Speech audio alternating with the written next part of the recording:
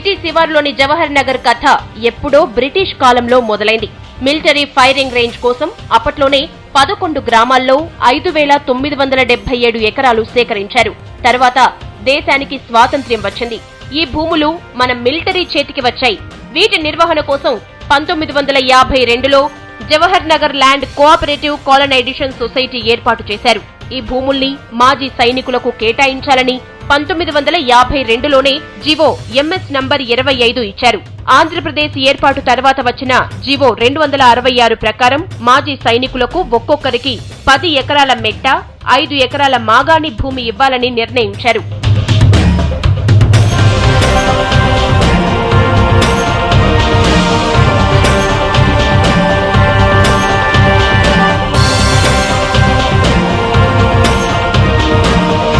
కొన్నాళ్లకు సొసైటీ ద్వారా భూముల పంపిణీలో సర్కారు మార్పులు చేసింది. జీవో నెంబర్ 1409 ప్రకారం ఒక్కో మాజీ సైనికుడికి 5 ఎకరాల మెట్ట, 2 ఎకరాల మాగాణి భూమి ఇస్తే చాలని సవరించింది.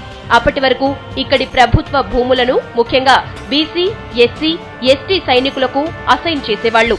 1960లో ప్రభుత్వం మరో జీవో ఇచ్చింది. భూములను అసలు ఎవరికీ అసైన్ చేయడానికి వీల్లేకుండా ఏకంగా నిషేధమే విధించారు. అక్కడితో పేద, బడుగు వర్గాల సైనికులకు భూమి కేటాయింపులు ఆగిపోయాయి. ప్రభుత్వమే వాటిని తన గుప్పిట్లోనే ఉంచేసుకుంది. నిజంగా సైనికులకు చెందాల్సిన 1000 ఎకరాల భూముల్లో ఇప్పటి వరకు నిజమైన లబ్ధిదారులు 40 మంది మాత్రమే అంటే ఎవరైనా షాక్ అవ్వాల్సిందే. ఇన్నేళ్లలో బతుకుదెరువు కోసం రాజధానికి వచ్చిన వేల మంది పేదలు ఈ ప్రాంతంలో చిన్న గుడిసెలు వేసుకుని స్థిరపడ్డారు. అలా పుట్టిందే జవహర్ నగర్ కాలనీ.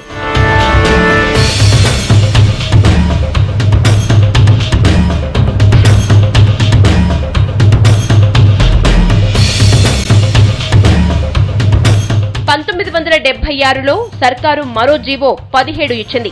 నిబంధనల్ని పాటించడం లేదనే సాకుతో సొసైటీ నుంచి భూముల్ని వెనక్కి తీసుకోవటానికి సిద్ధమైంది.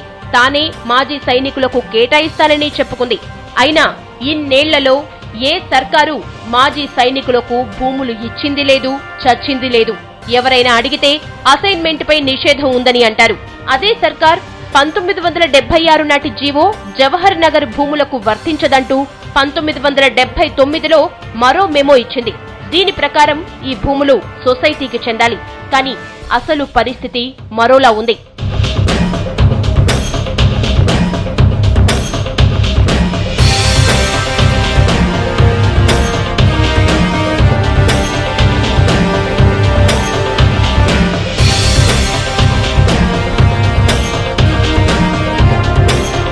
సొసైటీ భూములతో ఆడుకుంటూ వచ్చిన సర్కారు వాటిని కాపాడిందా అంటే అదే లేదు.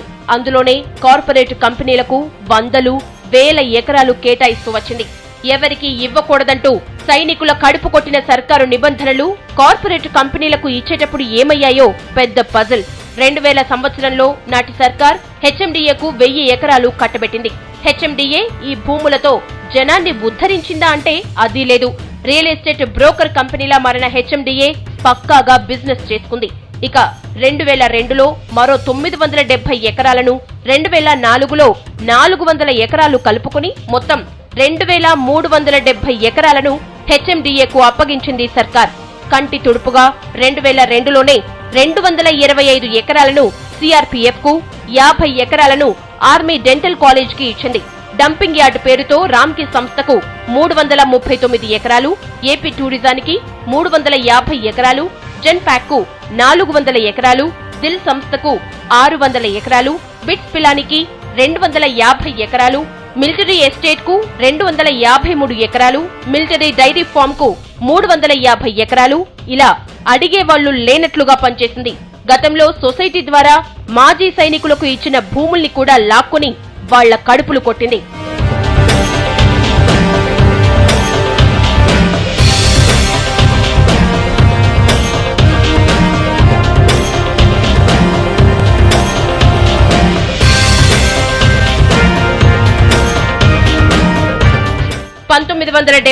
లో సొసైటీని రద్దు చేస్తామని బెదిరించిన సర్కార్ 1979లో ఆ నిర్ణయాన్ని వెనక్కి తీసుకుంది.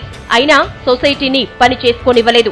గడ్డివాము దగ్గర కుక్క తను తినదు, ఎవరిని తిననివ్వదు. కానీ మన సర్కారు మాత్రం అంతా తనే తినేసింది. దీనిపై కోర్టుకు వెళితే సొసైటీకి అనుకూలంగా తీర్పు వచ్చింది. సొసైటీ పని చేస్తున్నా సర్కారు తీరుతో భూములపై హక్కుల కోసం హైకోర్టుకు వెళ్లారు. భూములు సొసైటీవేనన్న అభిప్రాయం చెప్తూనే సింగిల్ జడ్జ్ ఈ కేసును డివిజన్ బెంచ్ కు రిఫర్ చేశారు. ఈ కేసు పెండింగ్ లో ఉంది. హెచ్ఎండిఏకు కేటాయించిన 2370 ఎకరాల భూముల్ని సర్కారు కాపాడిందా అంటే అది లేదు. అందులో 661 ఎకరాలు కబ్జాల్లో ఉన్నట్లు తెలుస్తోంది. ఇదిలా ఉంటే కోర్టు వివాదాలు లేకుండా ప్రైవేటు వ్యక్తుల చేతుల్లో ఉన్న భూమి 221 ఎకరాలు, వివాదాల్లో ఉన్న భూమి 400 ఎకరాలు. హెచ్ఎండిఏ చేతుల్లో ఉన్నది మాత్రం 1100 ఎకరాలు మాత్రమే. అంటే 1000 ఎకరాలకు పైగానే కబ్జాల్లో పోయింది. సొసైటీ నుంచి భూములు మళ్లించి సర్కారు చేసిన నిర్వాకం ఇదే. మరోవైపు ప్రభుత్వ శాఖల పేరుతో, కార్పొరేట్ కంపెనీల పేరుతో మరో 1000 ఎకరాల దాకా భూములు పెద్దల చేతుల్లోకి పోయాయి.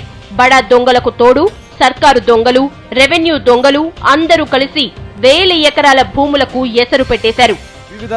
కబ్జాలు జరుగుతుంటే రెవెన్యూ అధికారులు ఏం చేస్తున్నారు? సొంత రెవెన్యూ కోసం కష్టపడుతున్న రెవెన్యూ అధికారులు కబ్జాలను పూర్తిగా పరిరక్షించారు. జవహర్ నగర్ లో దశాబ్దాలు గుడిసెల్లో ఉంటున్న పేదలకు పట్టాలివ్వడానికి జీవోలు ఒప్పుకోవని ఈ అధికారులు చెప్తుంటారు. సర్కారు మాఫియా డాన్ల కోసమే పనిచేస్తున్నట్లుగా కబ్జాలు చేసే వాళ్లకు మాత్రం అనుకూలంగా నో అబ్జెక్షన్ సర్టిఫికెట్లు ఇస్తుంటారు. జవహర్ నగర్ లో 400 ఎకరాలు కబ్జాల్లో ఉన్నట్లు తహసీల్దారే స్వయంగా చెప్తుండడమే పెద్ద ట్విస్ట్. అయితే మేజర్ ఏరియా అయితే ఉన్నదో హుడాకు సంబంధించిన ల్యాండ్స్, దాంట్లో విజిలెన్స్ వాళ్ళు అడిగిన రిపోర్ట్ ప్రకారంగా కానీ, లోకాయుక్త అడిగిన రిపోర్ట్ ప్రకారం కానీ దాదాపు వాళ్ళ కమిట్మెంట్ ఏంటంటే 400 ఎకర్స్ దాకా మా ల్యాండ్ కబ్జా అయిపోయిందని చెప్పి వాళ్ళ రిపోర్ట్స్ కూడా ఇవ్వడం జరిగింది. ఇది లోకాయుక్తకు అండ్ ల్యాండ్ గ్రాబింగ్ కోర్టుకు కూడా. అయితే డిఫరెంట్ పర్సన్స్, అది మేజర్ వచ్చేసి dental college opposite different colonies వచ్చినాయి. దాదాపు 5-6 కాలనీస్ ఆ ఏరియాలో ఉన్నాయి. టోటల్గా లాంగ్ బ్యాక్ 44 కాలనీస్ ఉన్నాయి ఎగ్జిస్టింగ్. అవి దాదాపు 90 కాలనీస్ దాకా ఇప్పటి వరకు. జవహర్ నగర్ పరిస్థితి చూస్తే రాష్ట్రంలో సర్కారులు ఎవరి కోసం పనిచేస్తాయో స్పష్టంగా అర్థమవుతుంది. ప్రభుత్వం కూడా రియల్ బిజినెస్ కోసం ప్రైవేట్ లిమిటెడ్ కంపెనీగా మారిపోయినట్లు కనిపిస్తుంది.